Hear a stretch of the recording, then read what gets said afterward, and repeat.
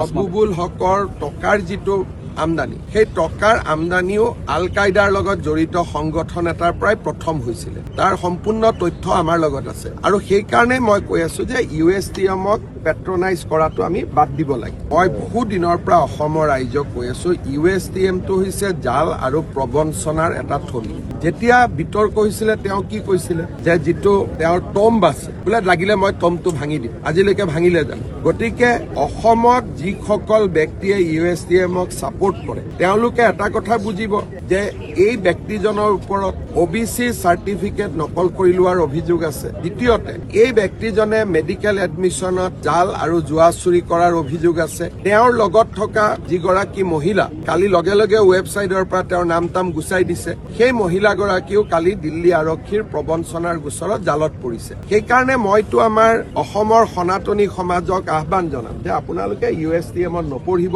3-4 বছৰৰ পঢ়া চাৰ্টিফিকেট একেলগে কেতিয়াবা নোহোৱা হৈ যায়। হবিবুল হকৰ টকাৰ যিটো আমদানি সেই টকাৰ আমদানিও আল কায়দাৰ লগত জড়িত সংগঠন এটাৰ পৰাই প্ৰথম হৈছিল। তাৰ সম্পূৰ্ণ তথ্য আমাৰ লগত আছে আৰু সেইকাৰণে মই কৈ আছো যে USTMক পেট্ৰনাইজ কৰাটো আমি বাদ দিব লাগে।